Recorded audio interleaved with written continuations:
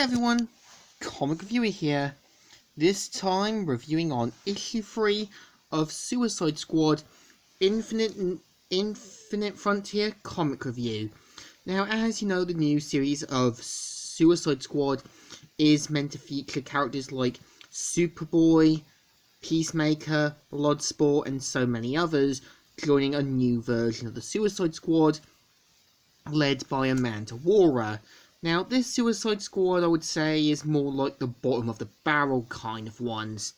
And it's kind of clear that putting Peacemaker in and giving Bloodsport his movie appearance kind of shows they're marking out the Suicide Squad film. And let's get on the story. It starts off how it's kind of shown that Superboy's history has been restored after the events of Dark Knight Metals. How he was meant to be a clone of Superman and Lex Luthor. How he joined Young Justice and the Teen Titans. And Nocturna saying, and now this useless Boy Scout is somehow on the Suicide Squad.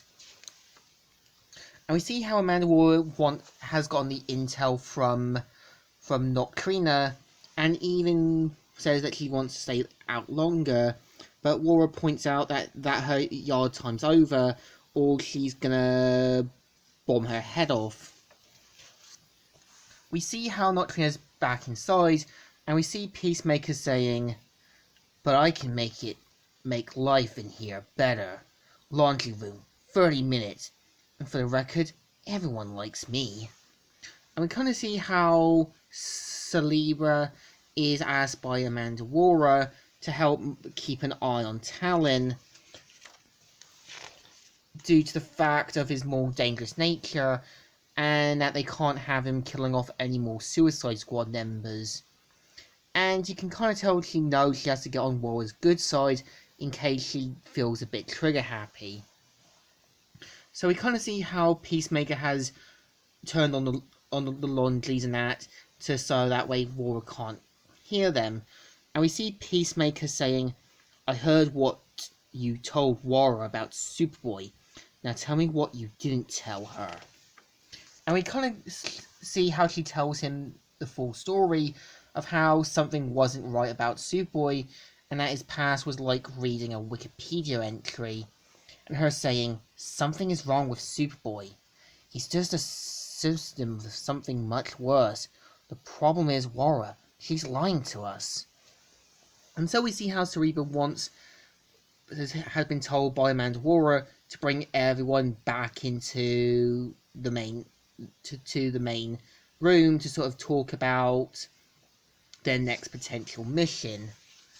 And we see how Peacemaker learns that the Suicide Squad members are planning to capture a Titans member from Titans Academy called Bolt, and their plan is to capture her when she goes on her walk after seeing the film The Matrix.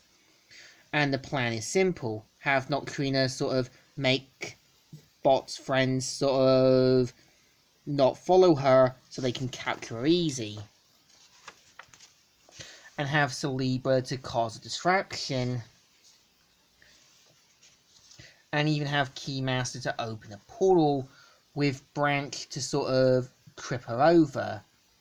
And you can tell Peacemaker isn't happy about this, as this plan is too basic and it's going to draw way too many suspicions, with him saying, that's our big plan, we're going to trip Bolt. What if she spots the wire? Who's to stop her if she runs? And we kind of see how Superboy says, around and find out, Tin Can. So we see how the team get ready for their next mission.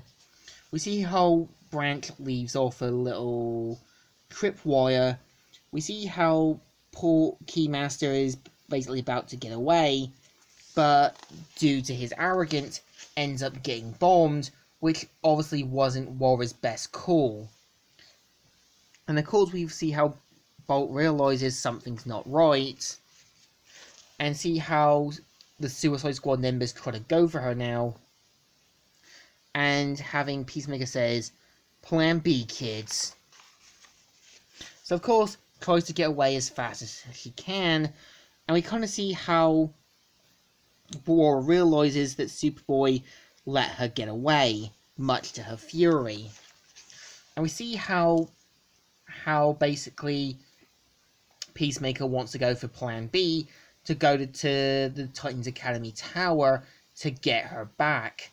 And of course, Superboy points out that Laura said that the Academy is off limits, so they're obviously going to stick with what their new plan is. So of course, after meeting an unknown person, turns out it's actually Red Hood. Now, in the Teen Titans TV show, Red Hood was meant to be originally Dick Grayson and someone else, and has been adapted into the more recent DC comics, who says, "Tell your ringleader he needs to listen to Red X." And this is the story. So I feel this story is not good, but not great. I think the problem is the story should have focused on them trying to capture Bar Allen, or basically Kid Flash, as this would have had Laura trying to recruit any other potential speedsters. This just feels like trying to get Bolt is like trying to get a needle in a haystack. And I feel like it's a basic story, not the best, but to me, it deserves a thumbs down. Not great, but not good. So, Comic Reviewer here, signing out.